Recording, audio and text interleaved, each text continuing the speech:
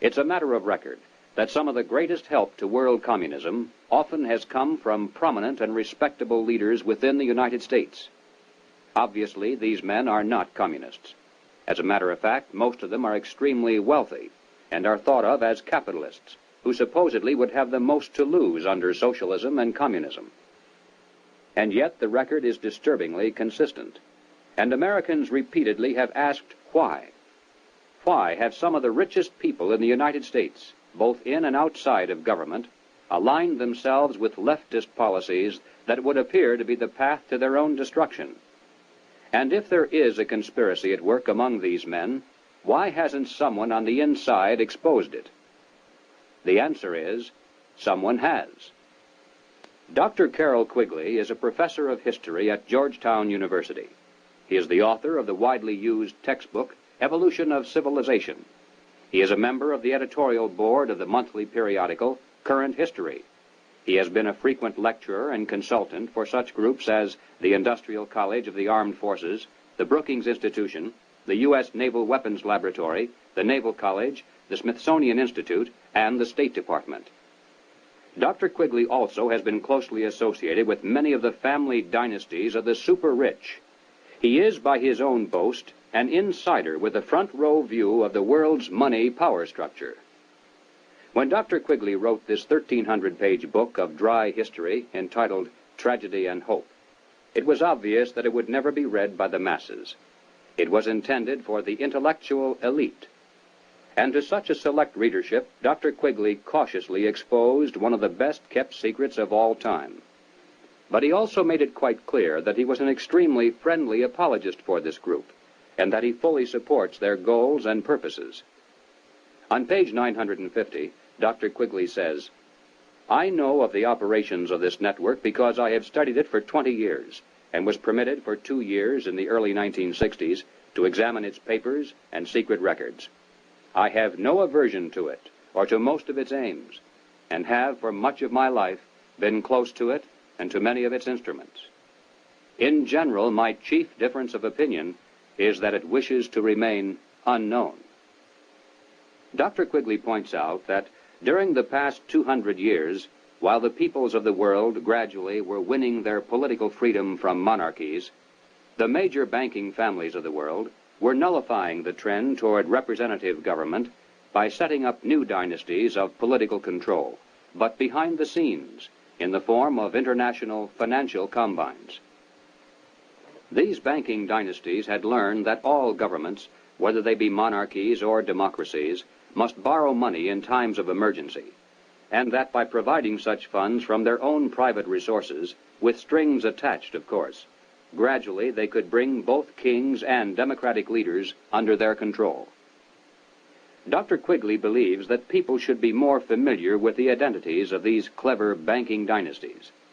They include such names as Baring, Hambros, Lazard, Erlanger, Warburg, Schroeder, Seligman, the Spires, Mirabeau, Mallet, Fuld, and above all, Rothschild and Morgan. It should be noted that while the Rothschilds and other Jewish families cooperated together in these ventures, this was by no means a Jewish monopoly, as some have alleged. Men of finance of many nationalities and many religious and non-religious backgrounds collaborated together to create this superstructure of hidden power. Its essence was not race, nor religion, nor nationality. It was simply a passion for control over other human beings. Dr. Quigley identifies this group simply as the international bankers. These are not the same as the local commercial bankers with whom we deal in everyday life. International bankers deal not with the general public, but with the industrial giants of the world, with other financial institutions, and especially with governments. The key to their success has been to control and manipulate the money system of a nation, while letting it appear to be controlled by the government. The net effect is to create money out of nothing, lend it to the government, and then collect interest on it, a rather profitable transaction, to say the least. For example, in 1694, international banker William Patterson obtained the charter of the Bank of England, and the power over England's money system fell into private hands. In a boastful mood, Patterson said, "The bank hath benefit of interest on all moneys which it creates out of nothing." 230 years later, Reginald Mackina, British Chancellor of the Exchequer, said, "The banks can and do create money, and they who control the credit of the nation direct the policy of governments and hold in the hollow of their hands the destiny of the people." Turning to the United States, Dr. Quigley tells us, "The structure of financial controls created by the tycoons of big banking and big business in the period 1880 to 1933 was of extraordinary complexity, one business fief being built on another, both being allied with semi-independent associates, the whole rearing upward into two pinnacles of economic and financial power. One, centered in New York, was headed by J.P. Morgan and Company, and the other, in Ohio, was headed by the Rockefeller family.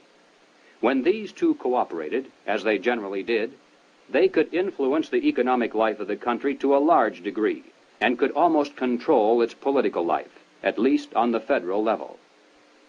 In the United States, it was inevitable that the international banking interests would attempt to establish the same kind of private monopoly over the money system that they had achieved in England, France, Germany, Italy, and Switzerland. The same formula would be used: make it look like a government operation, but keep the control in private hands. John D. Rockefeller had purchased the Chase Bank, and his brother William bought the National City Bank of New York. The Rockefeller Chase Bank was later merged with the Warburg's Manhattan Bank to form the Chase Manhattan, one of the most powerful financial combines in the world today. Acting in concert with the Morgan banking dynasty, they spent untold millions of dollars to promote legislation that would grant to them a private franchise over this nation's money system. To sell this scheme to the voters, the monopolists created the propaganda line that the proposed banking law somehow would work against the monopolies. Politicians took up the cry, "Banking reform," and "Down with Wall Street."